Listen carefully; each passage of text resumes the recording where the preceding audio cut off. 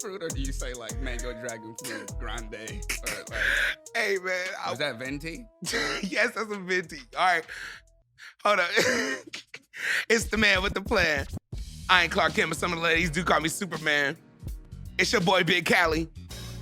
And we coming at you live once again on another beautiful day. Feeling good, feeling great. And yeah, this is Big Cali World, man. Another episode. And we have a special guest here. Some may know him, some may not. If you don't, you better get on the fucking boat because he been here, man. Some call him best money making Muhammad Ali. Some call him Pastor Green. Some call him C Green. But I just call him Cashius Green, man. That's what my kid. Yeah, that's your intro. God damn it. That was the intro. What it do, Cashius baby? Green coming on the show, Big Cali World, man. What's up, player? How you doing, man? I'm good, man. I just got through purging, so you know. Yeah, I see you got a whole like fucking medical starter kit over there. No, I'm in purge, like kill people. No, Oh, hey man, already? Nah, yeah, my stomach was hurting. I got acid reflux. It's a very serious disease, uncurable disease. Uncurable disease. Hey man, And yeah, I had, you know what I'm saying? I just felt a little crazy in the morning, but I'm back. I feel you, man. Why were you shooting into my drink, man? What's wrong with my beverage, man? Before we even get started, man. Oh, Because it was making me laugh because I was trying to enjoy I my thought it beverage. was that like strawberry acai thing that everybody drank, and then I zoomed in on it and it said mango dragon fruit, and I was just wondering how do you order that long ass drink without feeling awkward as fuck? Nah, man, you just about let me get the mango. You mango. don't say it like that, sir. You can't say it like that at Starbucks. I'm like, let me get the mango thing, the mango tea swag. Let me get that mango thang tea swag. Yeah, All let me right. get that mango tea thing swag. You know the big one. Hey, make the name even longer than what it is. Because you can't. The dragon fruit makes it. I don't know. I don't like it. Yeah. But it's fire though. It's good. It only got like tastes 15 cool. grams of sugar. You know, we out here. You know, You feeling don't, good, you feeling don't take great. the water out and replace it with lemonade? No, who fucking what kind of Everybody. everybody? Oh my god, man, what the fuck did I get myself into, man? My nigga Cashius Green is in the building, man. How you been? I've been good. Besides your purge, just Oh, yeah, besides that, I've been amazing. I got some new glasses that I have on. I got some new glasses that I have. I dropped the album and a video last week. Oh yeah, that's right. The Son of Me Slim. Very nonchalant. Yeah, you just really just hum. Yeah, I dropped it. No, it dropped very nonchalantly. That shit low key. What do you mean dropped that? Like I dropped the video. I wanted to do a video album promo at the same time, just to eliminate multiple marketing schemes. Yeah, that was very well said. I just sir. wanted to bunch it up at one moment. It was supposed to drop on 9/11, but the fucking what was it? Distro Kid didn't process my album in time. So and then it was like a whenever it drops Yeah. one of things. You know what I'm saying? So So it just was left in the air and it dropped just when God wanted it to be out. the video dropped on. But the album was hard. Oh, thank you. Yeah, like I mean, you could be nonchalant about it, like, oh yeah, I dropped an album. Yeah. It was cool. Dropped a video. You know, it was whatever. But nah, that shit was fucking hard as shit, my Thank nigga. you. And it was refreshing hearing even your new music. You I was know, faster to you. nah, you can do what you do, man. Chill. You pass it when you ready, man. This is the Big Cali World, man. But nah, what I was saying is refreshing hearing your new music because I'm such a fan. Even though I'm your, you know, we go back. Everybody knows, you know, whoever's gonna not see this, I've been knowing him for fucking ever.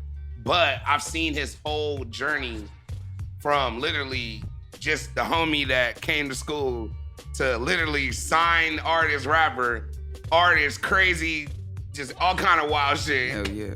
To now you're on some real, creating a whole new genre of damn near music. Like you have your own lane. Yeah, I got just a bunch of styles. That whole album was hella laid back, so I haven't done like a album where I'm just kind of just pretty much just saying whatever the fuck I want to say, what I actually like think. You know what I'm saying? Without like, you know, double checking or like like, oh, I gotta do this verse, and you know what I'm saying, and take a long time to, you know what I'm saying, take a long time to make the song. I just did them like 4 a.m, 3 a.m. Like, That's your process. You just do it in the middle of the night. You just knock them out. Like how many do. tracks were you doing in the night?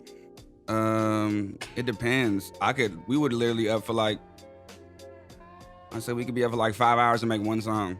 Like not even a whole song, it'd be just like a verse Yeah. and scattered lyrics throughout the song, Right. and then be satisfied. And there'll be days when we make like 7 songs, Right.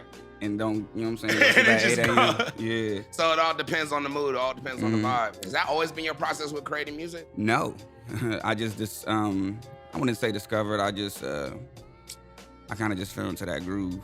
Like it just felt regular for me to work at like vampire hours. Everyone's sleeping, so it's like I feel like for one I'm disrupting the peace in a way, you know? Yeah.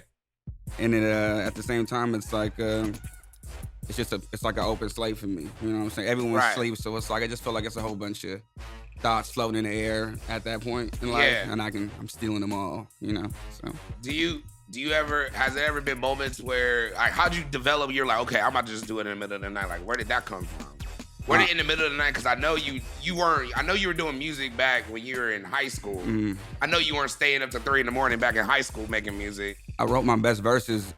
You know when you wake up at 3 a.m., like randomly at the middle of the night, you just wake up, like, oh, like everyone wakes up at that time, I guess it's like a common time. Yeah. Instead of going back to sleep, I actually would write verses. Like, this was like tour days. Oregon, y'all be asleep, I'll be up, just writing. That's why I wrote 20 Below. That's all. Damn. See how deep that song is, and I wrote it that late? Yeah. I like the feeling of the songs that I wrote at that time, so I just kind of developed the process to only make music at that time. Right. So. Do you record at that time also now? Yeah. So that's why you always do them long ass block of times in the morning from 8 to 8, them 8 to 8 blocks? Yeah. Man. So my voice sometimes sounds hella raspy because it's like 5 a.m. and you're still out here trying to record and do some shit, man. Yeah. But I want to talk about just literally, I want to back it up because the reason I feel, first off, you don't do a lot of interviews. You know, it is what it is. You're just a very mysterious kind of person. People can run up on you, see you, but not really. And I don't think a lot of people know a lot of basically the origin. We don't have to dwell upon it, but even you coming out to Moreno Valley, like, because you're really from Carson. Yeah. You're born in Carson, if I'm not mistaken? Yeah, born in Harbor City, but yeah, Carson, like Harbor City, the hospital, but yeah, Carson. Born in Carson. It was like weird. I moved around a lot. It was like Carson and then Orange County for like a year maybe or something like that. Right. And then then Riverside for a little. When'd you move to Riverside? I moved to Riverside like from 2nd grade to a little bit of 5th grade. Damn. Yeah. It was my parents were young. They were, you know what I'm saying? They were apartments, renting houses, like they didn't know what they wanted to do. No, my parents, same thing. I was born in Inglewood, then we moved to Moreno Valley when I was like a baby. Then we moved back to Rancho. Then we moved back to Moreno Valley, and we got stuck there. Yeah. Well, I went back to Carson 5th grade. Right. And I was there till 9th, like around spring of my 9th grade year, which was like 2005. Yeah. And my dad married a white woman, and we came to Moreno Valley. So that was it. Shout out Fifi, man. Shout out. So that's what led you to come to Moreno Valley, man. When I first met you. Mm-hmm. We had to come, you know what I'm saying? We had to come fuck with the Trumps for a little bit, and then and that lasted a year. And then when did you actually? So then you always stayed put in Moreno Valley even after that, though. Yeah, my family house was the house she grew up in, so that's pretty much basically that's how it went. That's so deep, man. That house has so many goddamn memories, man. Especially, like, first off, not even to talk about reckless shit because you weren't always doing music. Like, or were you doing the music the whole time? Or how did it? I was always writing songs, but I wasn't really doing music. When did you start actually taking music seriously? And you were like, all right, I'm about to start really recording. Like, fuck that. Because when I met you, when I was in, 10th grade? Or no, 11th grade, and you were in 10th grade maybe, you for sure weren't doing music. You weren't on none of that. I wasn't on no music. I was just a party promoter out here trying to talk to every female I could see. I was I was making songs on the low, like the best of my ability at the crib, you know what I'm saying? Like trash quality sounds, you know what I'm saying? It was probably 9th grade. 9th grade, like the end of it though. Right. And I didn't really take it serious till I think like my 11th and 12th grade year when I got Ghost for a minute. When I got expelled and shit, I got Ghost. That's when I started doing shit. So you got expelled from school, and then that's when you're like, okay, let me just go ahead and do something else. You knew you were going down some kind of... I had home studies, and that was stupid. I was like, I'm not going to do work at home. This is dumb. Right. I would never do that. And yeah, then that lasted like a little bit. Like I got immediately kicked out of that because I just wasn't doing any fucking work. Right. I was too busy like making. The homies would come and that's when we started experimenting with shit. You know? Yeah, exactly. Just testing out the jug, and then that's where. Would you say is that where the origin of Cashius Green? Yeah. Came because when I met you, you were quote unquote. Your name at the time was BJ at the time. Yeah. And for all the other different reasons that we'll go into another day. But BJ. That was, and then people from the murder know, it's some niggas like, hell yeah, nigga. But nah. But then y'all remember I left and then I came back. Like you got expelled from school, I graduated, and then I remember coming back and you were Cashius Green at the time. Mm-hmm. Didn't make sense. The name did not make sense to me at first. I was like, what the fuck are you talking about? I had so many stupid ass names. What were your first like hip hop names going through? You really want to hear that shit? I for sure do want to know. Here you go. I think my very first name was like Shells. Shells? I just stole that from like a battle rapper. I just copied his name. I feel you. And then what was one? Oh, that's when I was trying to be like hella spiritual hip hop, and I was like, I think I was gonna go on the gospel route. You're about to be a gospel rapper? I wasn't, but the name was gonna lead me to that. It was like BJ the Apostle or some shit like that.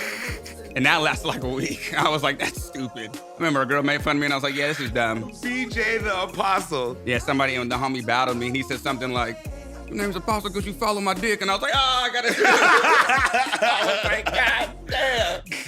I was like, I hate that name. So I feel you. And then Cashius Green kind of just came during home studies when I wasn't doing shit. I was watching ESPN Classic, and it's corny as shit, but I was watching ESPN Classic, and I seen this Muhammad Ali. That had like a Muhammad Ali block or whatever. And bro, I was like, this nigga talk shit, and I like it. This is tight. Man, the Muhammad Ali videos is crazy. I remember you put it on, what video? What? I think it was the MMA mixtape. Oh yeah, I have a bunch of skits throughout that. Yes, yes. And you can look that up, find it on SoundCloud or somewhere. You can go on there, but sorry to cut you off on that. But yeah, when it came to the origin of Cashius Green, so then you just seen it from watching the Muhammad Ali videos? That's literally it. I was just like, it was on some Lupe Fiasco shit. I was like, I wanted a 2-name thing. You know? And I was like, well, Cashius and then Green. I ain't gonna lie, I did not think it was Cashius Green. That wasn't even like, I didn't even think of that, right? Yeah. I don't want to, if I did, I don't want to be fucking Just Incredible. I don't want it to be that corny and shit. Yeah. But yeah, just Cashius Green. My green was like, it was just a color that always surrounded me. Like, I just feel like my aura's green, so that was makes sense, man. Well, so when I came around Cashius Green, and then the first mixtape I carried was Rebirth of Slick Hop. Was this your first, would you say, put out with the Rebirth of Slick Hop? Did I pronounce that correct? Yeah. Yeah, okay, I had to look back. The Rebirth of Slick Hop. Yeah. That was also stolen hip hop that I just, you know what I'm saying? But it was tight. That was when my dad gave me a computer, and then he was like, if you want to really do this music shit, man, he's like, I'm buying you the shit. And I was like, cool. He gave me the money I got the computer first, and then I got the mic and all that stuff. So your pop, and how old were you when your pops invested into you? I was like 11th grade. That's what my dad knew, because I've done so many hustles from like ringtones to. You for sure did. I'm backtracking and shit, but I done ringtones, fucking. I sold snapbacks before they was popping. I sold Fresh Prince, those little dumbass whatever you call them, Fresh Prince. The snapbacks with all them colors and shit on it. I remember them shit. I sold everything. You know what I'm saying? So it's like, and my dad used to invest in most of my shit. Right. And I always get, you know what I'm saying? So it was to the point where he was like, hey man, if you really want to do this, I'll fucking invest in this too, because you always be hitting when you know what I'm saying? Every time I invest, you be hitting. So he invested in that, and yeah, he bought me that. Remember, he bought me that light scribe thing where I like to print. You know what I'm saying? That was the tightest thing to me at that point in my life. I was like, damn, I could like actually put something on the thing. That's when I made with Brother Slick Cop with the that dumbass Light Scribe look, whatever cover I had on. That's it. crazy as shit. And then like, so what producers were? How were you getting the beats? Like, how'd you get started with that? Oh, that was like SoundClick. You were just going on SoundClick taking the beats. I had the most fire beats from SoundClick. Like I would literally go through pages and just choose the fire beats. I remember when I first started kicking it with you, and I was like, I remember you first showed me, because a lot of people don't know. You knew me before I knew any kind of music. I was doing DJing. I was anything. I was just literally this cool ass nigga that just knew a bunch of people without just coming around. Mm-hmm. And I remember coming to your crib and you were always focused like, all right, I'm making music right now. Like you'll hang out, but then you'll go up in your room and just start recording and like making beats, doing it together, and then I remember I was like, okay, I'm about to do it too. Like, all right, I'm about to go on SoundClick and I'm about to start trying to pick beats for you. And I remember I used to just pick all like any Pimp C type beat I could find, any UGK beat type I could find. Were you? Because at that point we were was it that was like during the Lupe days and shit. It was like during like the MF Dooms and all that. Like we was. I'm probably talking about right after Reverse Cigar when you're leading in the Sunny Side Up. Oh yeah, Sunny Side Up. When you were leading into that whole transition, and then during the whole when you were dropping those rare ass MySpace songs. Oh, bro, that's two different eras, but I'm telling you. But this was all within a period of like. That's the biggest gap. That was between like 3 or 4 years. It low-key was kind of fast, so. It moved quick, bro. That's what a lot of niggas don't understand. It was like 3 or 4 years of just pure creation of like I guess an A&R of Cashius Green. I've seen you change from one person to another, but yet it was still you. It was authentic. It wasn't like you were trying to be something. You really became Cashius Green in and out, living through.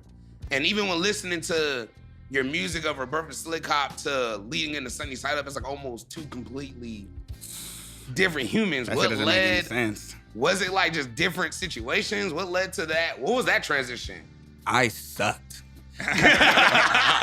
I was so weak. Like it didn't make any sense. I didn't have a style. I didn't have no style or nothing. I just didn't know. I was pretty much lost. I was just rapping whatever the fuck. But I'm not gonna lie.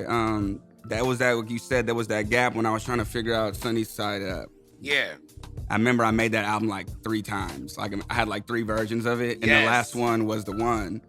And it sounds fucking cliche, but I just did some fucking acid on my roof for the first time in my life. I remember you were there. I was going from work. I remember I was at work. A very funny story, very side note. You took one of your 3-hour breaks. Yep. Yeah, I was a piece of shit. I used to take break from lunch and just go to his crib, smoke, chill for like 2-3 hours. Fall asleep, wake up, and then go to work, clock out, and then go back to his house and then chill the rest of the night. And it still worked. But anyway, that was a long time ago. It was deep. It worked. Nah, it worked. It made that. But anyway, I remember one day I called him. I was like, hey, yo, CJ, man, where you at? What's good? He was like, oh, man, it's just so beautiful out here, isn't it? I was like, what? He was like, man, you just gotta come over right now. You gotta see this. It's just, and I'll come over. He's literally, because the way his room was set up, the roof was literally right outside of his window. It was like a port, like on awning. Some Selena shit. Like he can go out there and just chill on the roof and hang out. So I said, I'm sorry if you think about the movie, my bad. That was great, my bad, I'm a little wavy. We ran it. Yeah. So, like I was saying, yeah, I saw you on the acid for the first time. And you were just telling me, you're like, oh, that's so great. Like I can see it makes sense. I'm doing shit. And then like a week later, you had 15 brand new songs that it was never I heard, never did. And I literally, so that's what it was. That was the transition you were saying. It was the acid transition you were saying. Yeah, you were listening to, what was I was playing Rick James. What was I playing? I think you were from show playing Make Love to Me, Rick James. Hollywood. Yeah. It was a moment you were just outside and you're laying down. It made sense to me though. I think that was weird because it was talking about some real dark shit like the. Yeah. Like, you know what I'm saying? At that era when he went back to Buffalo and you know what I'm saying? Yeah, because he went back and then he was like, I need to get back to my roots. And then he was telling his mom like, okay, it's time for me to go back to Hollywood. Now I'm about to go, like, because I'm about to get on. And it's crazy that's symbolic to even that whole transition because a year later. Yeah, that's what I'm saying. Damn, I never even thought about that like that. Because a year later, you went through the same, basically transition. Real shit. It was like it happened immediately when I heard it was just listening to that Rick James album, And then fucking, I just needed a friend there. You was there. You know what I'm saying? You was just sitting. You didn't even know what to do. You was just chilling. And then fuck, I remember you were telling me, oh man, I think I feel like I'm on acid, man. I don't know. I felt it too. It's that Cancer moon, and we're both Cancer moon. Not even getting into astrology, but I felt that. Bruh, I understood. I felt the aura. I felt the chi. I was like, oh man, the energy in there here is is sunny crazy. side up. Then sunny side up came about, man. And then I just ain't looked back since. I'm just nice. I'm getting nicer. So. But why keep saying sunny side up? Sorry, I keep wanting to say sunny slang. Mm-hmm. Sunny side up. That record, I just listened to it on the way up here, and when I tell you, it was like going through a portal. Mm-hmm. That shit was crazy, bro. You were the motto. Like I was talking about it with Nick Dees. He was talking about Cream Team. And he was like, yeah, he started working with Cream Team. And he was like, yeah, they made the motto. And I was like, damn, I forgot. I haven't heard the motto or even listened to that in a minute. But I remember how impactful that song was to the Inland Empire, to Southern California. You were saying Vista del Lago and all, like, you were shouting out. Can you explain some of that process, go through the backstory of that? Of that song? Yeah, particularly. Shit, that song really has no backstory, man. I heard that one, that beat slapped. I was at Vince's house. Vince Staples? Mm-hmm. Okay. I was at Vince's house, and then fucking that's when Speak lived there. Yeah. And he was like, he knew I was working on my album. He was like, yo, I got a bunch of beats in my computer right now. Just go through, it's like a folder, just go through the folder. Right. And I was like, that was like the third beat on there. I said, yo, I need this one. Fuck, man. Like, that was what he wanted on the road. He was hoping you didn't see that one. he knows I always find the Irish beats. You do. Your ear has always been crazy. He was just like, fuck, he just gave it to me. He just like, you know what? Just take it. Right. And then, and remember I sang the hook to you in the car, and you were like, man, I don't even know, man. It's kind of cool, whatever, it's crazy. All right, I gotta go clean.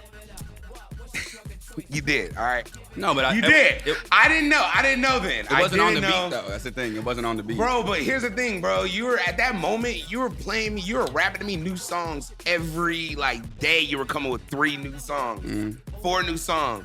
Hella songs, like, that are still was, like, MySpace hits that never even made it out. Like, you were performing and it was going up. Well, dang, I keep forgetting. I be forgetting when MySpace. When did MySpace go down? Because I keep forgetting that year. MySpace went down like 2013. What would you say MySpace went down?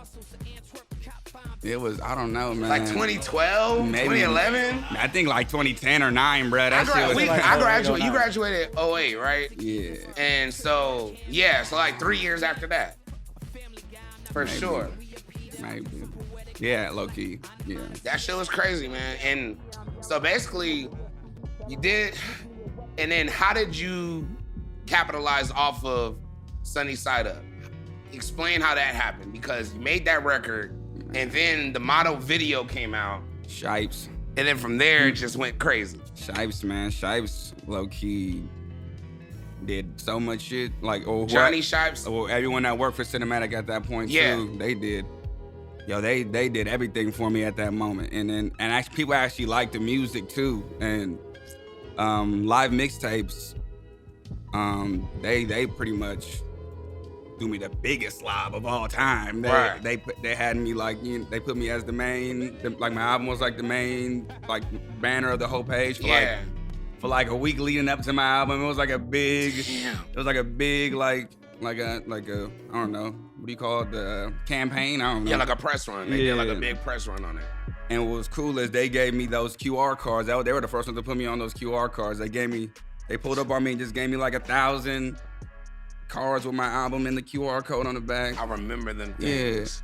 Yeah. And hey, that little push right there, just with them alone, I was bigger than I even, you know what I'm saying? I was bigger than I even knew. This shit was wild, bro. I had Sony. I was over here calling Sony, dodging Sony for a year, you know what I'm saying? Yeah, man. I mean, on some hip hop shit, too. Exactly, on some hip hop shit. It was on definitely. some hip hop shit, because, you know what I'm saying? The whole community, they were, man, fuck the industry. We don't want no bitches and no money, man. Fuck that. And I was like, no bitches and no. I was like, man, and I was low key like, you know, I was low key like, you know what, you know what I'm saying? You're right. Yeah. And at that point, it's just like, Like, I remember Ty told me, fuck that shit. Like, you know what I'm saying? Let's get to the check. Right. You know what I'm saying? Zena told me, fuck that shit. Drove me to Jay Prince's house, talked to Jay Prince, and Jay Prince was trying to give me the check, but I didn't want to take Jay Prince money. Wait a minute, hold on. Slow down. You're going so quick. Hold on. This is the process you went through. I just was gonna forget, so I tried to say it fast. I don't want to I forget. love it. No, hold on. So it went from cinematic pushing the record live to live mixtapes, and then Sony started getting attention from Sony, and then you got an offer from them.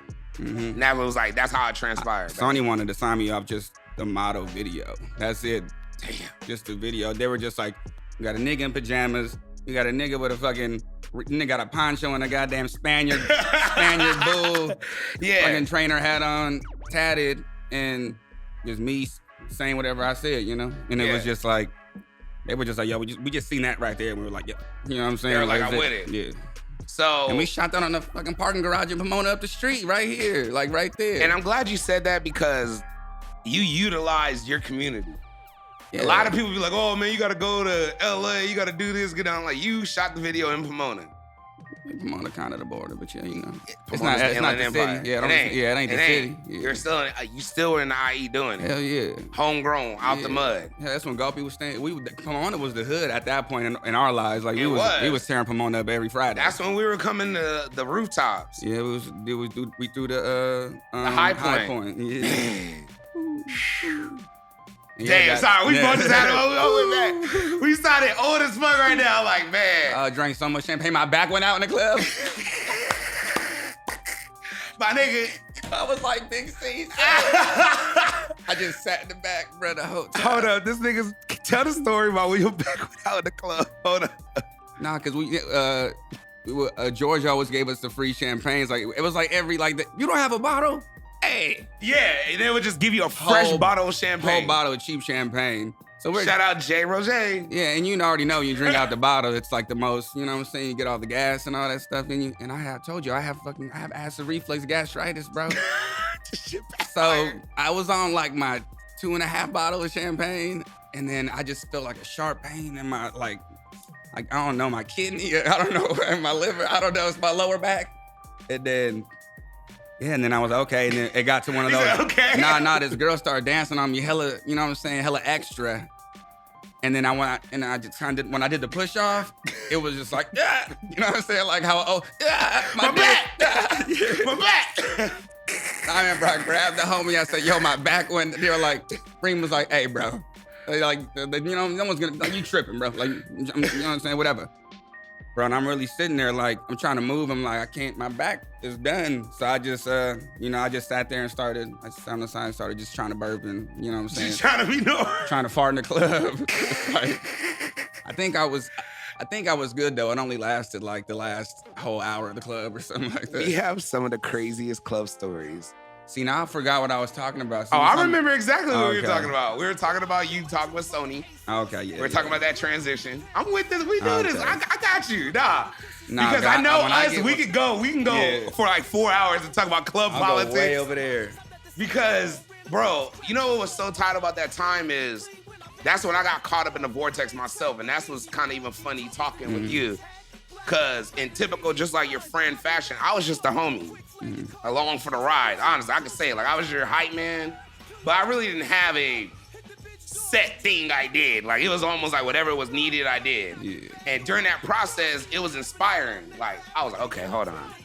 This nigga's really doing some shit. I'm about to go whole hard. I'm about to be the best hype man in the world. I'm with this nigga. I'm about to learn my punches, my ins and outs, go out. Every club we go to, I'm talking with the DJ. I'm on the mic, I'm hyping up, you know, doing that shit. And you kind of help steer me to even UTV and music, period. Because I wasn't even kicking it with Reem, Dre, nobody before I even met with you, period. Yeah. Which is facts. Yeah. Low key, or high key.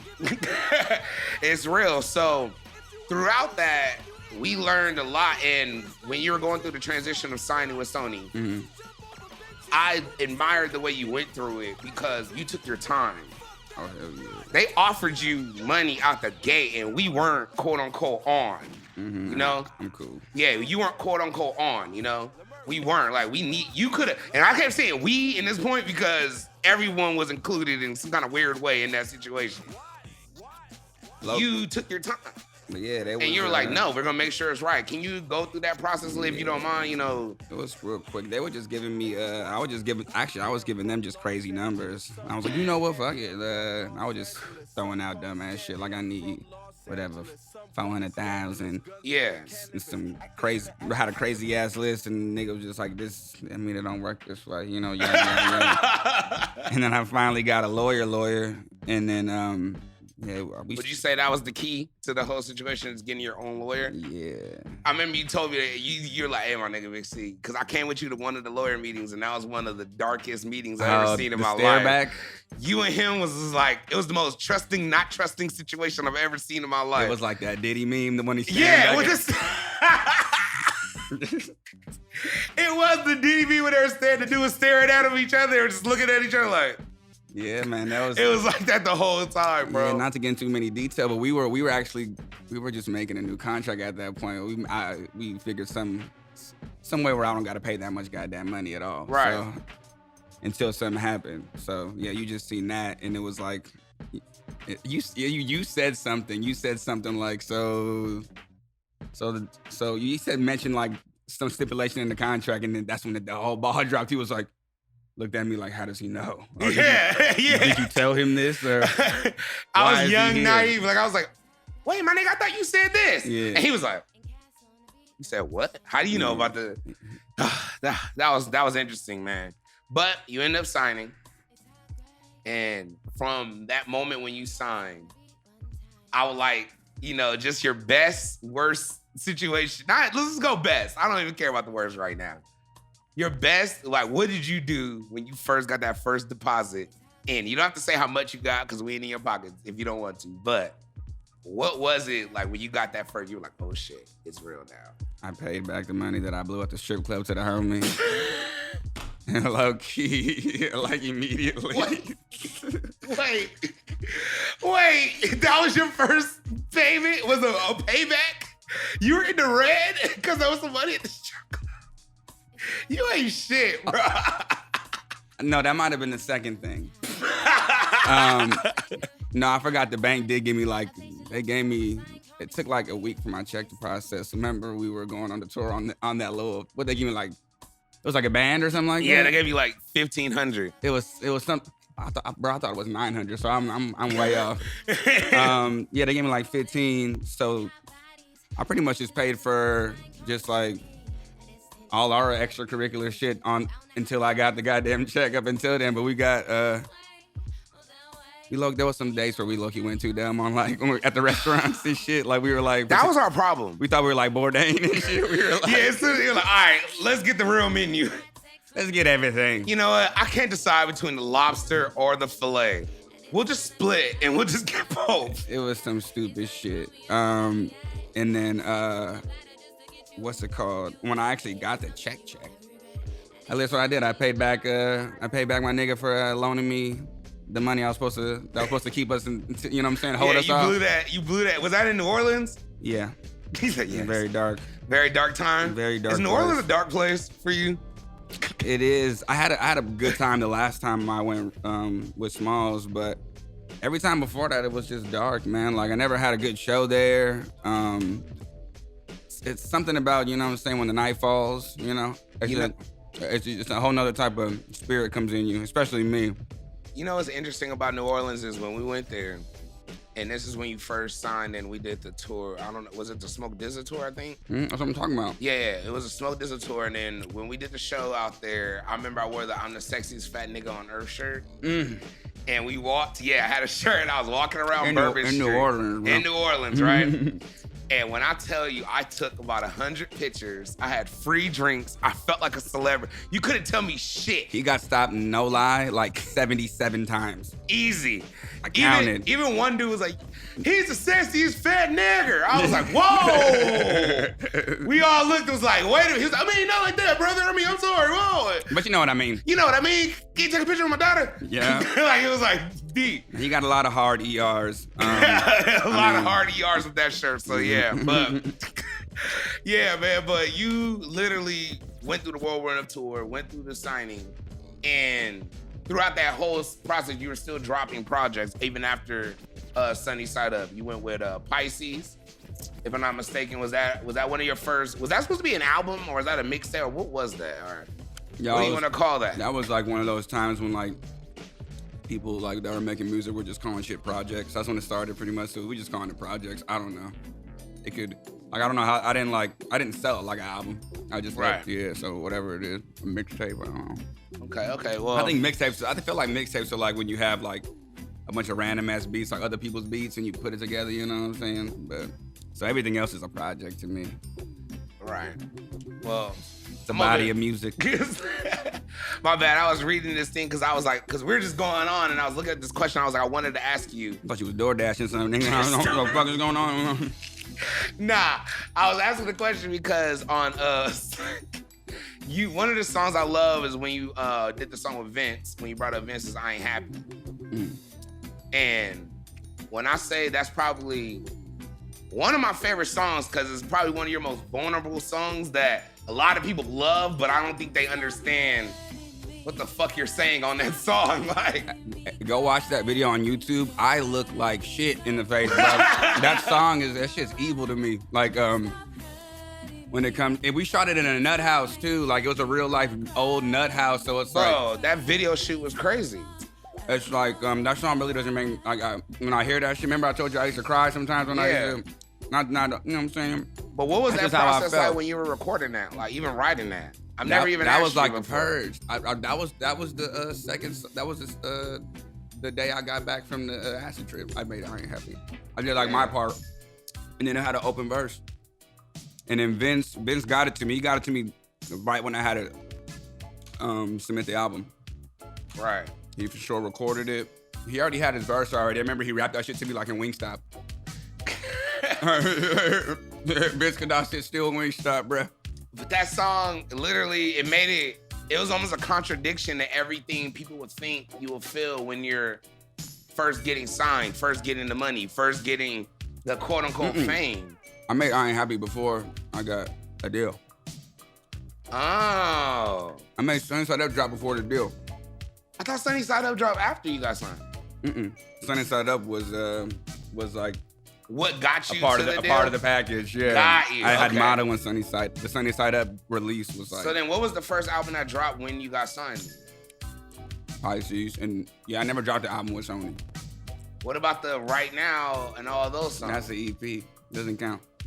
See, so wait a minute. Hold on, I'm confused now. Wait a minute. So that whole time you were signed, was it an album deal? I signed for 999,900. What was it? Right under $1 million? Yeah. 9999999. Right under $1 million? For 6 albums. And then I didn't do any albums. It was bad. It was you know what I'm saying? It was a managerial thing. Like me and my manager it wasn't about me. I paid, you know what I'm saying? I paid my dues. I paid my money, whatever. It was just I never wanted to sign the contract with him. And yeah, and everything went bad after that, you know what I'm saying? Right. And it just never, would you say, but that whole label, I don't even think that whole label even is It's popping as fuck. No, I'm saying the subsidiary that you're a part of, Vested in Culture. I don't think Vested in Culture is around. Oh no, they're done. Yeah. They're defunct. I know Sony Epic's still around. But I don't think Vested in Culture is still around. Oh yeah, Sylvia. But Sylvia's now the president. Hey Sylvia, I love you. Y'all still good? Y'all good? I love Sylvia. So that's my partner. Hey man, I'm gonna be real. I know that was a real something Jim I will always take with me in my life. Meeting Sylvia, being around Sylvia Roan. No, she's one of the realest people in the game, bro. Like, what is something you would say that she kind of gave you? Maybe gems that she might have shared with you that you never left you. Just to do some different shit. She always used to tell me that she wanted me to be so different.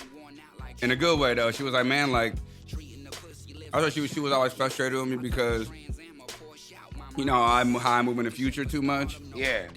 I'll be like, but I'll move into the future on some street shit, you know, or like at that point in my life, you know what I'm saying? I was hella, my head was don't know where my head was at. I didn't know I don't know if I wanted to get the streets up fully and do that shit. You know what I'm saying? Like I didn't know what the fuck I wanted to do. Right. And then having no manager too. That shit was hard. I'm trying to manage. So you were just shit. out here, no manager signed, and Sylvia was trying to give you a vibe, but it was just. Yeah, and then, yeah, all she wanted me to do was just you know what I'm saying, just do some like breakthrough in some new way, you know, like she's like let's figure it out. Like she was trying to put me in the studio sessions with these, well, like it would be like Bauer and shit, you know what I'm saying? I was like, nigga, okay, like all right, I'll do it. Hey, those old but never did it though, cause I was just like, cause I was being a hardhead, you know what I'm saying? Right. And she just was like, why, you know what I'm saying? Like, why do you do this to yourself, man? Right. You know what I'm saying? Like, I'm stubborn as fuck. Would you? What would be something different that you would do different if you could? Would you do anything different? I would have just signed that damn contract. It was only 3 years. It was only 3 years, and at the time you think it was. Now I'm be like, man, if whatever I dropped in that damn shit, like whatever albums I dropped in that contract, let's just say my nigga, like, you know what I'm saying, had his hands on all that shit. Like it's like, bro, I made so many albums, you know what I'm saying, after that. I was like, damn, those 3 years would have been shit. And I was like, I was like, I don't know why I was, you know what I'm saying? If I would have just signed that shit, I think it would have been a whole different. And what contract was it? You know the cinematic one. Ah, got you with the manager. That was the one that fucked everything up, was I didn't sign my manager contract, and we just went, my nigga's Jewish. This shit went downhill. You needed that paperwork, man. Yeah. But I mean, the relationships are still there though, because I still see it there, and I mean, you're still working. You're still putting out things. It just those are. It ain't no bad blood. You know what I'm saying? It was just people didn't want to deal with how, you know what I'm saying, the way I speak and all that shit. It's like, hey man, she's gonna have to learn the hard way then. You know, it was just like, fuck it, man. I love you, but I can't do business with you. Like, you know, we can't do business. How old were you during this whole time? 21, 22. Damn. 21, 22, just these some hard decisions. Now. God damn.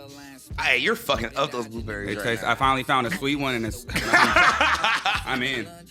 Nah, man, I feel you though, bro. But would you say, do you prefer being signed or do you like the independent rap?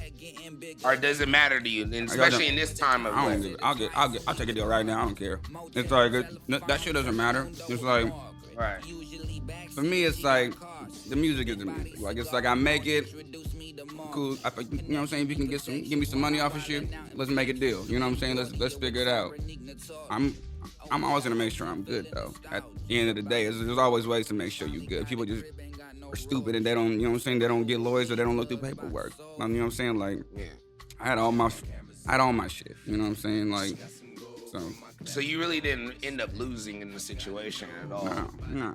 Bro, I lived in New York fucking for like 5 months. You know what I'm saying? 2 weeks out the year, 2.5 weeks out the year, and living in Manhattan, Chelsea, in a fucking hotel. I was like fucking Macaulay Culkin. That shit was fire, bro. I was like a little white boy in New York, bro. That shit was fire. I feel you, man. You know what I'm saying? Swiping the Sony cards. Like, it was just like, I blew the budget. Like, my budget was $30,000, and they spent like, when I seen the paperwork and shit, they spent like $400,000 on me just in flying me out and paying my hotels and just making sure I was good. Damn. Yeah, that doesn't make any sense. You know what I'm saying? Because I didn't drop no fucking albums, man. It's kind of crazy. Still no music, but the money was getting spent. That's Sylvia, baby. I love Sylvia. Damn. Well, shout that out, man. That's why I know. But that's the best way I think you learn.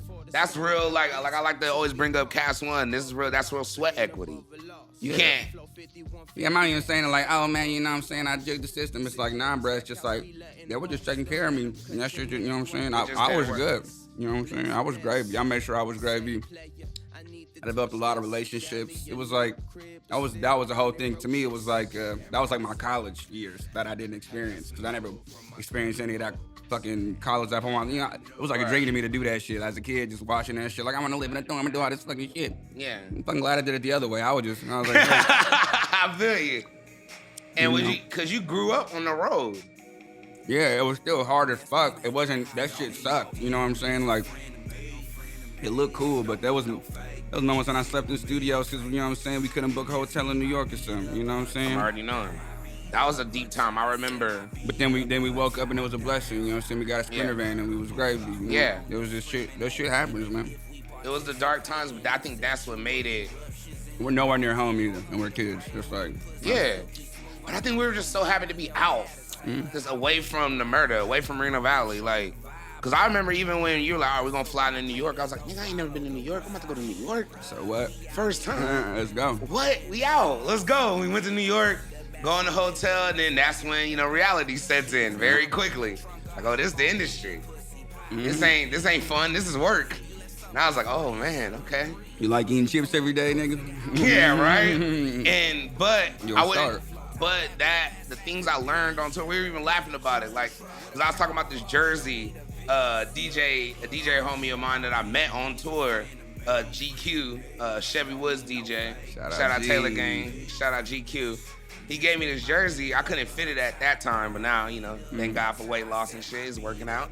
So, but you were saying, like, I learned how to DJ on tour because I was fucking up the whole first time, and you brought me on the first tour. For sure.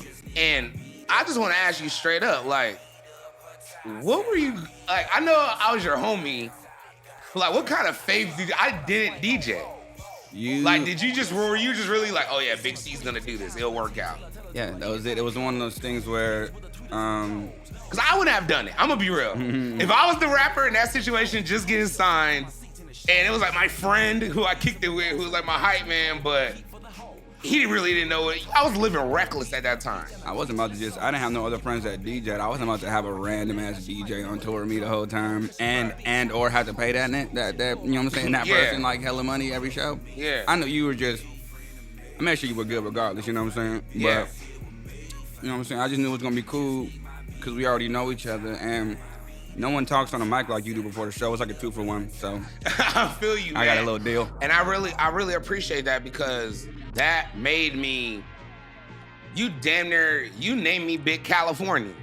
Did I? Yeah, we were driving in the car. You like, my nigga, because I was just going by Big C at the time. Oh, yeah, I was like, and you're like, you should be called Big California, nigga, or Big Cali, like, whatever. Yeah. So that kind of, and then when you took me on tour, I got to learn how to DJ in front of thousands of people every night. You were gonna learn it eventually, you did, so. Exactly, but see how much sense that makes to you? That didn't make sense to me at the time. I was like, okay, fuck it, I just gotta do it. I don't know why I'm gonna do it, but it's gonna make sense. Your dad thought I was crazy. So you taking my son out to be a DJ on tour.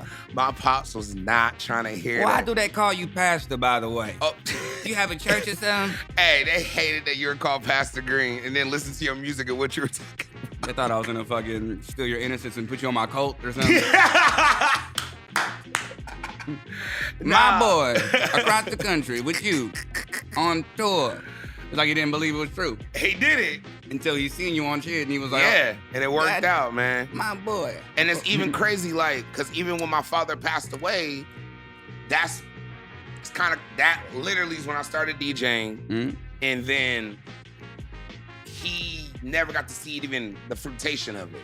But he saw literally the mud part of it. Mm-hmm. He saw everything. It was you. He seen you like the first time I brought you was more like a host thing. It was before you didn't. You know what I'm saying? I didn't need a DJ because Bannon was doing the shit. Remember? That's right. I didn't need a DJ, but you were still the hype man.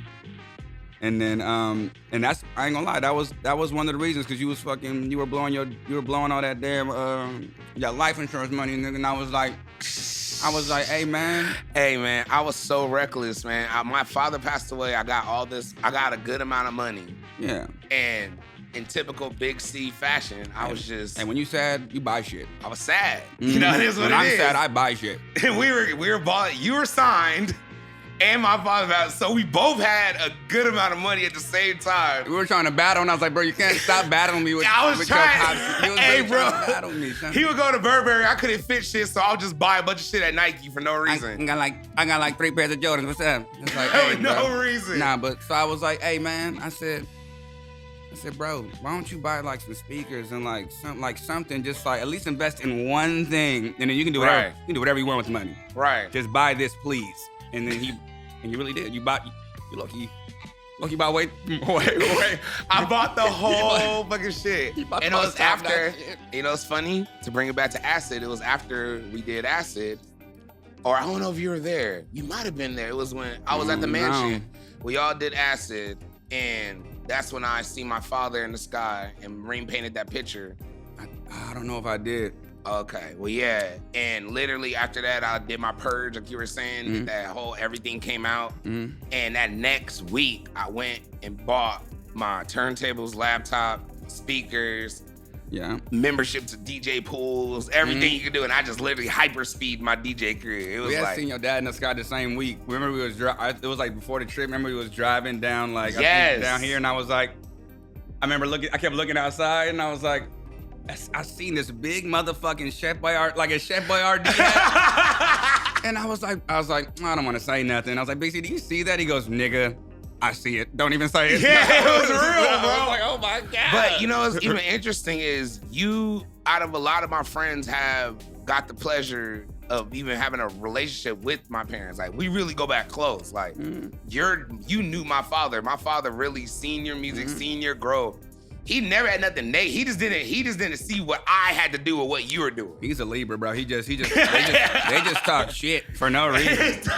But they're so excited in the inside. He just wanted me to win. That's it. It just didn't make sense to him. They do that just to see if you're going, you know what I'm saying, fight for what you believe in. That's it. Like if you're gonna keep roasting, it's like, you know what, Dad, I'm not gonna be a DJ then. It's like he doesn't want you to do that. He just wants me to really like He push wants you what I'm he wants you gonna to do. fight in battle. I'm about to be a fucking DJ, man. Like, fuck it. Yeah. I'm doing it. It's happening. Yeah. That's so crazy. That's you how know they. that That's shit. how they teach. You know what I'm saying? Right, My dad's right. a Libra, nigga, you know that. Exactly. But when I was talking about on tour too, one of the moments on tour that was always memorable to me is when we played Player Made. Mm-hmm. It was like crazy how that shit happened. Like, I remember we would be like, all right, everybody turn the lights off. And we put the lighters up in the cell phone, and I'll play Player Made. And you'll say like a little like thank you to whatever city, and then play Player Made. Mm-hmm. And it was like the whole crowd was like captivated. Damn, that boy throwed. And when I was talking about that song, like, if you don't mind, like, what was the process of going through that song? That's one of my favorite songs by you. One I would say most people love. I know it's produced by J Money. Mm-hmm. Go through the process of that song. Shit. Big C, there's no. You always ask you what the process is. Because There's no process. It has to be, because there's no way you're pumping out all these fucking great ass shits without some kind of method or some kind of anything. Because you're talking about some real ass hustling on some shit. Like, I don't know if you've necessarily experienced everything you were talking about in those songs. Oh yeah, that song was. I did everything. Like, that was some real shit. You know, and no, that beat. For one, the beat, that reverse sounding, like, it just took over my spirit at that point. You know what I'm saying? Like, it was just like, you know how I make music. I don't like to battle the beat. I like to, you know what I'm saying, be in unison. your process of making music right now, yeah. Yeah. Like, I like to be an instrument with the song. All right. So that's when I just wrote it. Everything, the words just be coming out, bro. Like, I'm not thinking about this shit like deeply or anything. It's just, I think it's so deep in me, it's just ready to come out, if that makes any sense. It was, but I remember you playing this song in the front of the mansion, and you were like, all right, Big C, like, this is one of the songs I'm putting on the album. And I remember I listened to it, and I almost shedded a tear, because I was like, this is the one, my nigga. No, it is. Like, I know this one's it, bro. That's the one. And then you shot that visual. Can you talk about even that whole story of that video? We were in Dallas at Cola's mom's house. And then Luke and Mark, they were like, yo, you want to shoot this? Because, you know, then the album was already dropped. And they were like, we want to shoot this video. I want to let Mark shoot this one. That's what Luke said. And so Mark, we were just trying to think of we had no idea like what we were going to do. And then Mark just was like, he woke up in the morning and was like, it was before the show. We already had like a location set up. I guess Shipes called somebody. He had a location set up, and he got the 2 whips. Like, damn. and like, I forgot my G name, but I'm so mad I forgot his name. it's something like Slice. It's something, I forgot his name, but he set it all up with the girls and everything, and we just shot it in some random ass. I don't know what it was, a fucking abandoned truck stop. I don't fucking know what the fuck it was. But all Mark said, he woke up in the morning, Mark was like, just wear a wife beater, and that's it. And I was like, Like, damn, like, okay. Like, I just put some pants on, YB, that's it. He's like, That's it. He said, yeah, and he said that scarf, just bring that just in case. You know what I'm saying? Yeah. And then he just put some glasses on me, and then that was it. And then it was, and then when the cars came up, I was like, oh shit, it's about to be something crazy in this motherfucker. Oh my God. And that dude did it for free too. That dude that let us use the cars. Yeah. He was he just did it off the love. He said, I just want to see my shit in the video, man. It's just kind of cool to me. He's like, I got too much money, bro. His family owned oil trucks and shit, like one of those whites. But he was like, you know what I'm saying? He liked Paul Wall, but like Paul Wall's like cousin that wanted to be Paul Wall. Right. But shit, he gave us the cars, and he's the one who, you know what I'm saying? He did the burnout, and the thing about that was crazy because this fool, he did that shit in like it was the like midday cars traffic, you know what I'm saying? And I was low-key scared as shit. I was in the passenger seat. This fool just does it. On some Texas shit. And all the cars slowed down for him. They didn't give a shit. They were just like, they were watching the show. They're like, all right, cool. He spun that shit out like 4 times. And then Mark just sitting here like, God damn, bro. Like, we're getting like the most gold footage right now. Fool had the AK in the fucking trunk and whatever the fuck, the M16, whatever the fuck he had in the trunk with the plexiglass. He pushed the button. I was like, yo, this is perfect. I said, this video gonna be crazy. And you just knew then. The dude, you know what I'm saying? The girls are drunk as shit, making out. I was like, oh my God. Where did they come from? The homie brought them. Yeah, the homie that set the whole video up brought them. That's so deep, man. Yeah. Man, so Playmate video's out, goes viral. When you're signed when the Playmate video comes out? We were in the fucking, that's when we had the bus. I mean, we had that van, that uncomfortable ass van. Oh my God, man. Remember what we were on your hotspot? Yes. Remember I needed your hotspot because the video dropped that day. So we were driving. Deep. Why do you remember that shit? Because I fucking It's my life. Yes. So glad. Nah, man. It's a deep mock thing. That was a deep mock right there. That was one of the best setups ever. I was so vulnerable. Nah, man, but on some real notes, though, I want to kind of fast forward a little bit throughout it because eventually we know, you were no longer signed, and then it was that period of time throughout your music where you were still dropping music, but it wasn't the same way of what it was the year before. Yeah. Like, what was that process like of Bro, what you were going through that? Bro, I was going through this. It was like a little bit of like depression and a little bit of like, I don't know what the fuck to do. And I was just like, it was like one of those things where, damn, I just, you know what I'm saying? I just lost this fucking, you know what I'm saying? I lost a fucking deal. You know what I'm saying? That's when me and Sony parted ways and shit. I was like damn, I know I can start over again, but like that shit happened. So, you know what I'm saying? The process, the way I happened before was just like. Was it just like a random phone call or what? Yeah. Just like was it a meeting? Like, nah, I was sitting in Las Vegas. I had a rough night. And then I kind of knew what was happening. I just kind of knew I was in the middle of signing a pub deal too. I was about to get like, too much. My advance was like $75,000 for the pub deal, but I was like, yeah, that's better than nothing. Fucking, I was about to sign that. I was going through the process, and then my lawyer, Sylvia, calls me first, and then she tells me, you know, it was just straight up though. She was like, when she got clicked over, you know what I'm saying? Yeah. You know what I'm saying? The little secretary calls or whatever. I just knew it. Our GP. I was like, I already know. She was like, he's like, you know I'm calling you. I said, I already know. I said, Sylvia, I love you. Was it like some school Hard Knocks type shit? Like HBO, like Hard Knocks type shit? I mean, if it was filmed, it'll be great. It'll be great TV. Yeah, like if someone that had a would have camera, like not been cool. I mean, real, I was just saying, but like just seeing that visually was been like, what? Bro, I just picked my girl from the strip club, nigga, like probably like 4 hours before that shit. You know what I'm saying? Yeah. And I'm fucking drugged up, trying to stay up. You know what I'm saying? And then fucking. And it was weird because I had a burst. That moment I had some energy, kind of weird. Right. Like I should be knocked out right now. Mm-hmm. It's just, I knew it was gonna happen. I just felt something. That's why I couldn't, you know what I'm saying? I couldn't sleep. And then, but it was so smooth though. It was probably the smoothest like 5-minute call of all time.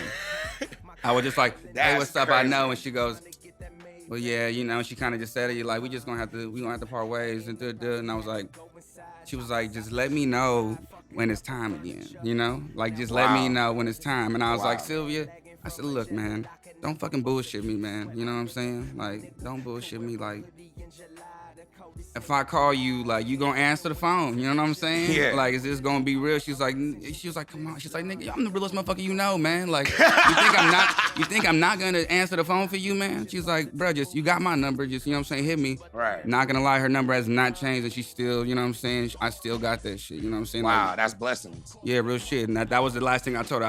I literally, you know what I'm saying? Hit her with the motherfucker too. Like, nigga, don't play me, bro.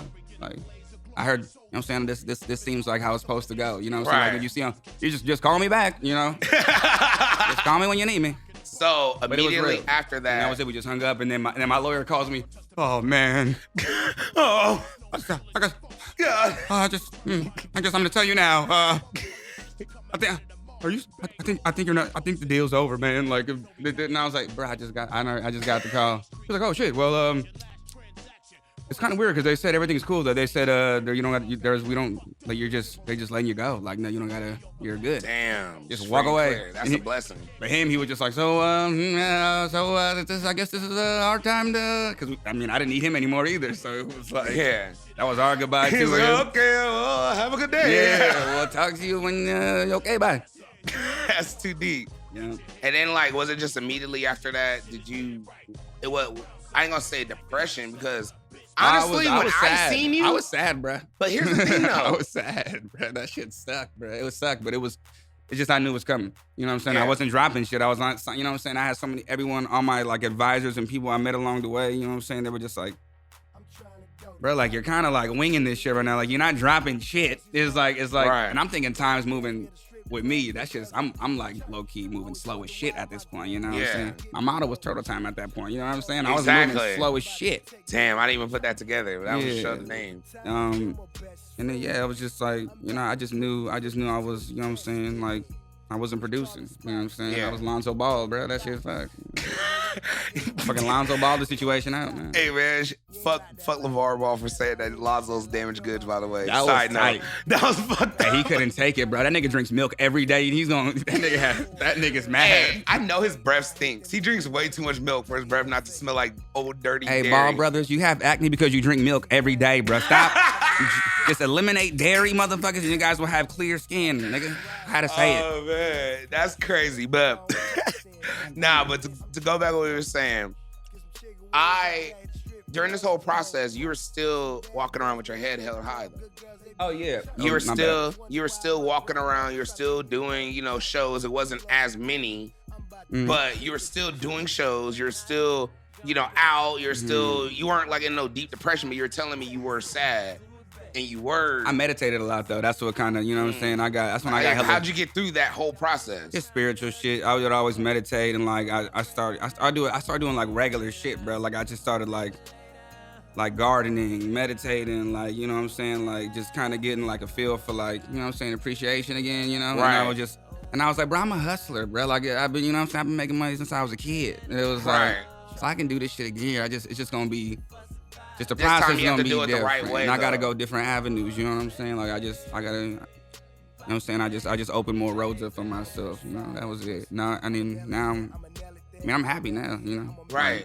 I was gonna say, do you feel more complete now in your life at this point? Yeah. Than you did at that point, even with all the whatever you could say you had then to now. Bro, I mean, everything I said I wanted, I got it. So, I mean, that's it. I just said I wanted to get signed, and I got signed. I didn't really have it go after that. I didn't say like, nigga, I want to get signed and have an empire. And I mean, I should have, but I didn't. Yeah. You know what I'm saying? I just said I wanted to get signed, and then remember I told you that shit. And it happened like a year later. Like every time I say I want something, I get it, son. Like I don't know. I manifest it. I think about it a lot. I you know what I'm saying? I work towards that shit. I had to get it done. So I just gotta. I'm just, you know what I'm saying? I just at the point where I'm just, you know what I'm saying. Have, you know what I'm saying, building my ammunition right now to fire at this point. I'm straight. I want to do too much shit now. You know what I'm saying? Yeah, Like, I'm about to say, so what's next then? What's next? What is your next step? You're saying you just said you manifest things, you do things, you want to do too much. What is some of the things that's coming up next? Because Well, From hearing your bars, I got more Sunny Me Slim coming up after this album. We just dropped For the Win. if you don't want me asking me a little briefly, what is Sunny Me Slim for somebody that may not know? Or Sunny Me Slim is a collaboration between me and the homie Demore. Right. He started making beats like I would say like a year and a half ago, 2 years. And I say 2 years ago. And then it was weird because I just for some reason I connected with those beats so much, you know? Like it was just, every time he dropped the beat, I was just like, fuck, like I gotta rap to this, damn. So we ended up making a bunch of songs. Like we probably got like 200 songs or something like that. Like damn, something crazy. This is during the whole process recently. It's like from then to now we have 200 total now. Yeah. So it's like one day I just told him like, cause I already had started some like I'm saying like Sunny Me Slim like as just a name that just I was like How did that name come about? Who gave you that name, Sunny Me Slim? Magic. Okay. Yeah, but it was magical. It was a magical name. It was a magical name that just came. But yeah, and then fucking it was just one of those things where like, damn, it's like to me it's like Fat Boy Slim. It's like it was just some duo shit. It was always supposed to be about the production and the artist, and that was it.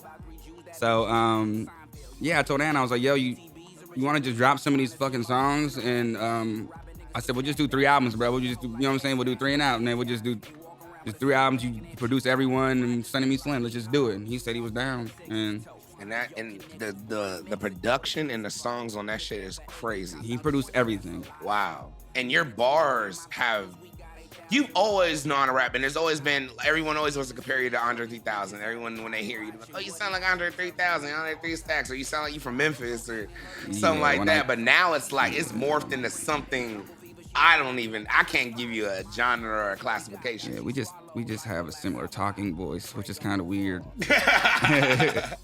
You know, but he is an influence though. You know, I mean, exactly. You could probably hear a little bit of that in there, but it's a little bit of a lot of shit. I like OJ the Juice Man. That's all I've been listening. I've been listening to 6 Rings 4 for the past 3 weeks, and I'm that shit has fucked my head up. I want to make hella money. It's like damn. and then the origin of Cashius Green, you always rapped about hustling. You always rapped about money. Would you say that was always something you wanted to do? Is that why Pastor Green came? Or? Yeah, it's one of those. Yeah, I don't really preach. I'm not really preach. I just kind of like. You are an ordained minister, though.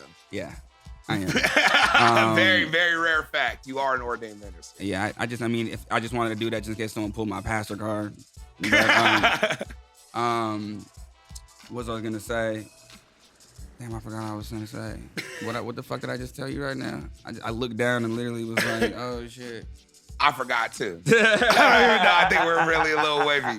That's a very great song. I was about to go dumb too. You're about to go dumb. What the fuck were we talking about? I don't know. Nah, Look it's your okay. Damn notes, nigga. I'm looking at my notes. I don't remember. I was into what you were saying. And then I started thinking about something else. I love when the video drops, someone's gonna be like, God damn it, man. Damn, we was gonna get so deep. Fuck.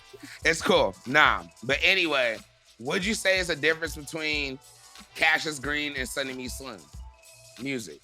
Or what's the difference? Or is it all the same in one umbrella? Or is there a distinctive difference? That's what we were talking about. I was talking about, yeah. I was getting, damn, you're good. Bingo. Yeah, if Cashius Green was like a superhero or something like that, where he's a character, he would just be like, I just put you on, I teach you how to make money. That's it. Teach you how to make money. Or right. If you like, you know what I'm saying? If you're at that brink of your life and you just like, when you like, man, I don't know what the fuck I want to do, but you know what I'm saying? I got it in me, but I'm scared. Right. Just listen to my shit, bro. I will literally, it's like, you'll be like, damn, nigga, I just gotta, you know what I'm saying? I just gotta get up, you know what I'm saying? Just, you know what I'm saying? Put my shit, you know what I'm saying? Get it done. I just gotta get it fucking done. And that's always been one of your goals of just at least just putting people on through your music like that. Yeah, you've always been there. The thing is, it's like,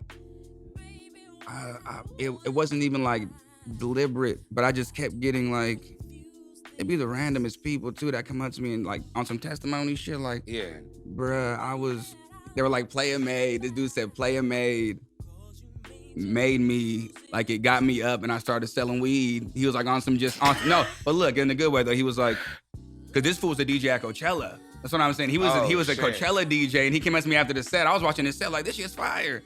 He goes, Cashius? I was like, nigga, I was finna just say, yo, like, what the fuck? And he goes, I was like, how do you know me? He goes, bruh, like, I didn't know what the fuck to do. I was in my parents. I didn't know what I was living at my folks' house, and I just heard Play It Made in the car one day, and I was like, fuck this, man. He's fucking start buying weed, and I guess that's when he got it. I guess he got his shit together after that. He's like, I don't sell weed no more. Fuck it, I'm DJing here. Like, that's crazy. Yeah, I was like, fuck, like, Play It Made, son? Like, would you say that's worth more than any money? Oh, that's the tightest thing ever. That's why I make sure. Like Sunny Me Slim. It's like there's still some gems on there. There's some game on there. Sunny Me Slim is, you know what I'm saying. It's just me, you know what I'm saying, in the Sunny Me Slim, you know what I'm saying, like aura. You know, it's like kind of like just like it's like the side of me that doesn't give a fuck. You know. Right. Like Play It Made and shit like that. That's just like, that was just me going through a transition. That's like some real life. You know what I'm saying? That was just real feelings and real everything. Damn. Real shit. So if you might find a message in there, it's like, bro, I was going through the same shit as you at that point in your life. Yeah.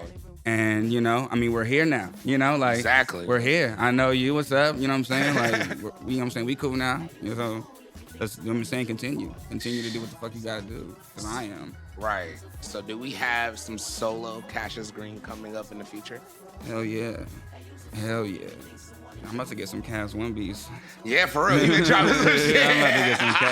I'm about to get some Cas beats, man. All right, man. But before we get out of here, man, because this has been a great interview, man. You dropped a lot of gems. You shared a lot of great stories. I went through so many waves of emotion. Not in a, like emotion, but like just different types of. I was talking so many different voices when I was doing this. I'm fucking busy bone. Yeah. It was just damn. It was just. Who are we? I forgot it was matcha in this motherfucker. This shit has me fucking wired, bruh. Rapid fire question. Do you still listen to classical music when you drive? Very rare fact about Cashius Green, because literally, I remember when he first got his Mercedes, when he first got his deal, he bought a Mercedes. And he was driving around and he would listen to classical music for, like, we'll smoke, and then he'll just drive around and listen to classical music. Because I had that fucking dumb old radio with how to use a cassette to play aux or whatever the fuck. So and there was no CD compartment, so I just listened to I don't know if it was like the KUCR radios or like whatever classical. Yeah. What was it? The classical radio station. Whatever that is. Yeah, the nigga that always wants the pledges. the nigga that asked for the donations. That nigga. Yeah, that's all I listen to, and low key that shit, bro. That. Who's your favorite? Do you have classical artists that you know that are like your favorite, your go-tos? No, not at all. You just put it on and go? It all sounds like Beethoven to me, so. But it's so classical person. It's like, what the fuck? What about Bach? No, but.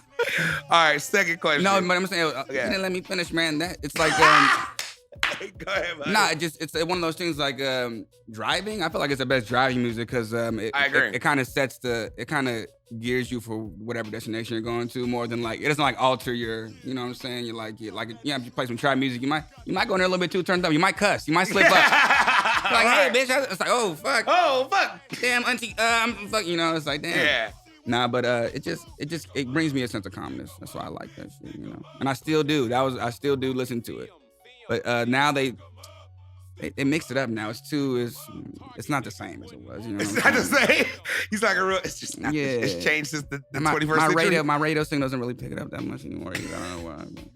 Second question. What's the first album you ever bought with your money?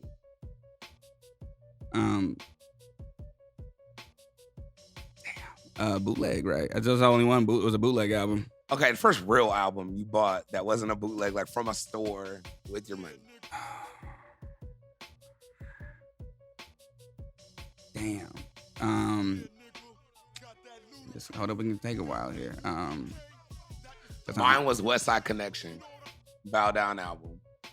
Mine was probably some alternative rock shit because I was listening to hella fucking alternative rock, like Incubus. Nah, I was. It might have been like Dude Ranch or some shit. Like it was some Blink. Me and my uncle were buying hella Blink-182 albums at that point. We were trying to figure out we were trying to get a whole little collection. So I don't. Remember, niggas don't understand that you're really a rock buff and alternative rock. Bro, Take Off Your Pants and Jacket was probably the tightest album release ever, bro. Like we were trying to get the different ones, like the airplane version and the pants version and the jacket. You know what I'm saying? It was all different albums. That shit was tight. But I ain't gonna lie. I used to get my CDs like off that shit, like off the Like when he used to order them off the like. Oh, like you 12 at a time? Yeah. I used to just guess how I got all my shit, bro. I got all those like that. And the first one I actually bought was like from, it was a bootleg though. It was I bought Purple Haze from my Asian plug, bro. Purple Haze? It was the Asian dude with braids. What made you buy that album? It's just the greatest album ever. Nah, it was I remember my big homie told me Purple Haze. He's like, Cameron dropping Purple Haze, and I was like, and then the Asian homie was like, got that Purple Haze, and I just, you know what I'm saying, I just copped it. Amazing, loved it. Soap opera, goddamn. All right, third rapid fire question. Your dream collab, producer that is alive or dead, you gotta know, however you want to go with it. Your dream collab that you're just like, man, I would love to just make like an 8-song EP with this producer. It's rapid fire means you gotta say it fast, huh? Kinda.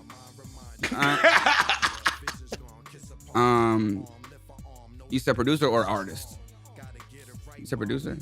I said producer, but we can go artist. I could do producer. Right now, I'll probably go Zaytoven. I knew you were gonna say Zaytoven. Wasn't that supposed to happen? Yeah, I just never pulled up. He said, man, she said, Shy. Just tell me to pull up. You already know the deal. I don't drop off beats. You gotta pull up to the crib. Do you still have those Battle Cat beats? My computer crashed with them. Fuck! Yeah, everyone thinks I'm dumb as hell. Those Battle Cat beats was so hard. I had like 14 and you had them before beats. Kendrick. And everybody. Bro. Never mind, we're not gonna go into that. That's another day. Yeah, I was the first nigga to bring him back into the studio. He had told me like, he was like hella happy that they like young. He was like, damn, y'all young cats know about me, man. I said, nigga, Battle Cat. It was so tight to smoke weed with Battle Cat in the studio and chill with him. Yeah, you and him had the most jolly old combo. What? I was talking to him for like 3 hours. Like, do you understand what you did? You look like me. We're both big and bald and black. Oh man, fuck you, man. Y'all were both just sitting back in y'all chairs too, rocking them back and forth. Talking and laughing and smoking. That was so much fun, man. No, all right. It was. Last question, second to last question, rapid fire. What is, if you could make a one-day festival, 10 artists, one-day festival, who's your people you gonna do on your one-day festival? This sucks. Bootsy Collins, Korn. Okay. But they only gotta perform Freak on a Leash and Got to Life, and that's it. Just those 2 songs. I want Got to Life like 5 times in a row. Just hurry. Okay. I think about that time you played that at your party when we were in the pool. That song makes me cry. It's weird. That song makes me instantly. If I want to cry, just play "Got to Life." For some reason, I don't know why it makes me cry, bro. It's weird. I can only hear it during the day. Okay. Who else? Korn, Bootsy Collins. Fatboy Slim. I hate this festival. It's so tight. The ones that do the La Chona, whatever that Tijuana group is. Okay, I don't know. Everyone's shaking their head like they know what you're talking about. La Chona is probably the most fire song of all time. You know about that. You know about that shit. Everyone's shaking their head right now in the studio right now. Shit. That's, I don't know, man. Fucking. I'm gonna say a bunch of dumb names right now. How many do I have left? I'm just naming people now. You only did 4 right now. You're sad. 4. You got 6 more to go. Madonna, Britney Spears, Rapid fire. Tone Loc. Tone Loc. Shout out Tone Loc. Tone Loc was trying to kidnap Preston Waters. Don't forget that. Yeah. Oh, what? Tone Loc trying to kidnap Preston Waters. He did, low key. That was kind of weird. Was he eating an ice cream cone? Yes, his name was Juice too. Fuck Tone Loc. Tone Loc. And he would play the baby. DJ Khaled. I could use him for a lot of shit. He's gonna hype everyone up thinking he knows the lyrics. I have one more. Damn, have one more. I'm sorry. right, he said DJ Khaled and Madonna. This is the wildest show ever, bro. And I'm gonna do Camila Cabello, and that's it. Oh man, that shit is gonna be gnarly. I'm gonna do that shit like in I don't know, maybe Morongo or something. Morongo? What not in Morongo for the 50? Nah, that's Madonna. They gotta be at least 200. Oh yeah, I said Madonna, huh? Yeah, Madonna it goes up to 150 automatically. You gotta pay her. Yeah, I hope she brings her daughter. She's beautiful. I just want to say hi. Okay. That's not. Oh man. All right, CJ. I said hi with my dick. No. Stop! You didn't say that. I just wanted to cause some controversy. I'm not a perv. Click, man. Click. All right. That threw me off so much. It was comedy. Now, last thing, because I'm just always curious, because I know you're a connoisseur of hanging out with nice young ladies and chilling, nice young evenings. I just said I'm not a perv, and you just said that. Yep, you like that? What kind of follow-up if I'm not a perv is? I know you like to chill with the young girls. Yeah. And, all right. Very old women. Hey, never mind. We won't talk about that. That's another day. Hey, man, I like women, okay? What's up? Yes. All right. If you can go the perfect date, what would you say the Pastor Green approved first date? Hold up, what? If I can go, if you were gonna take someone out, what are you gonna do? Oh, what am I gonna do? Yeah, what are you gonna do? Where's your spot? Where's the eat? Is it gonna be eat? Is it gonna be comedy? Is it gonna be art? Is it gonna be some walk in the park and meditate? What's it gonna be? Is it gonna be a gardening trip? A trip to the nursery? I do what every old pimp does, and I take him to the comedy show. Take him to the fucking improv. You take us to the improv? They can go anywhere from there. Because the improv ends like when the club starts. So it's like, so ladies and gentlemen, if you want to go on the first date, just go to the comedy show. No, because I mean, there's like what's tight about what's the good thing. There's drinks there. There's like mediocre food too. If someone gets hungry, you know what I'm saying. Get a couple wings for the 10. It's expensive. Oh my God, it's so expensive. I usually get the water and the cauliflower something. The water and the cauliflower. I dropped the 12. And then, the girl probably gets I don't know, some dumb mixed drink. And, I don't know. It's not every time, but they might get a whiskey.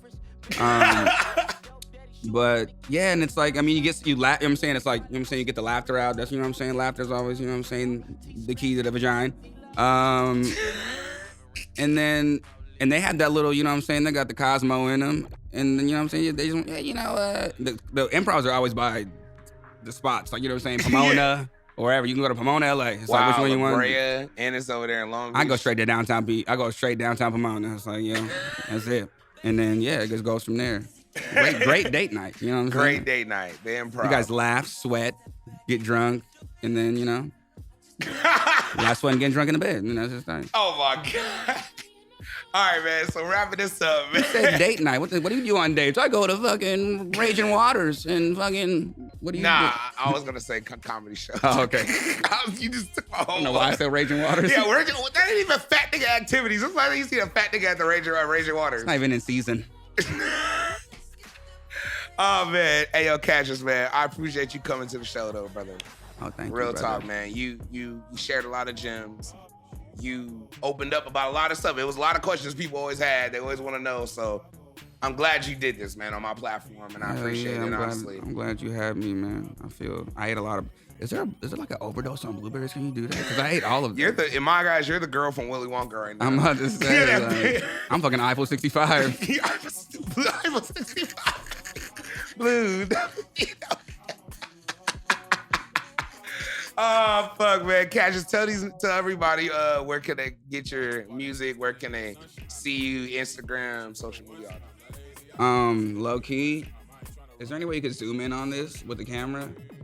Because if you just put your phone on that, QR code right there, just the camera, it'll go right to the album, all the links to it too. So you just go, I would just say click, you know what I'm saying? Just do that. Just go to, you can go to Well, for people that's listening to it on the radio, I was listening to it. Oh yeah, I forgot it's the radio too. This, Hey, well, you guys fucking step your shit up, man. Get some visuals, man. we Watch got the shit. visuals too. No, I'm talking to people that are listening to it, not you guys. Yeah, relax. Yeah, I love you guys. Yeah, you guys got your shit together. I'm talking about the people that are listening on radios. Get a fucking Tesla, man. I'm just playing. Nah, but I would say, because I low-key just deleted my website, so I would just say, you know what I'm saying, Cashius Green. No, Promised Land, right? The Promised Land on Instagram. Promised Land on Instagram. I don't have no like website or the And you're still Cashius Green on Twitter, right? Yeah. If the UTB life.style. Yeah, UTBlifestyle.shop. No, the life.style when it had all the artists on it. If that's up, you can go there. Oh, gotcha, but gotcha. yeah, I'm pretty ill prepared at this moment. So yeah. Yeah, cool, man. Yeah, just find me on the socials, bruh. You know what Hey, I'm yo, saying? man, but either way it goes is, I know you got a lot of stuff coming up. Son of Me Slim just dropped. You guys can get that on all streaming services right now Yeah. on YouTube. And For the win. Also, too, for all your podcast needs, you can go to productiveculture.com/podcast. And how did you hear about it section? You can put in Arguing Radio or Big Cali World for that special discount on all your audio and visual stuff. Trust me, get your shit sounding right, man. For real, for real. And also want to shout out Element Recording Studios in Pomona. Cast One, I appreciate you, player. Thank you for playing all the slaps, man. And yeah, man, UTB Lifestyle, UTB Worldwide. Feeling good, feeling great. Cashius Green, man, I appreciate you coming by, man. I love you, baby. Love you too, brother, man. It's the man with the plan. I ain't Clark Kent. Some ladies do call me Superman. It's your boy, Big Cali. Oh, yeah, make sure you can go to BigCaliWorld.com. I forgot to even plug my own shit. I'm plugging everybody else's. Yeah, I don't even got shit. You trying to Go plug to me? BigCaliWorld.com. And then you can either click the Arguing Radio tab or click the Big Cali World tab, and you can go to either one of the podcasts. It's on every streaming service and YouTube.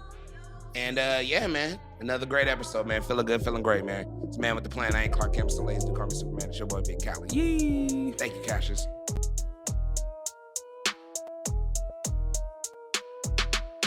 Big Cali World all the time, extra lit, extra lit, extra lit. Big Cali World all the time, extra lit, extra lit, extra lit. Big Cali World all the time, extra lit, extra lit, extra lit. Big Cali World all the time, extra lit, extra lit, extra lit. Ain't nobody fresh like C, built like bear, nigga strong like tree, strong like Kush, too hype like E.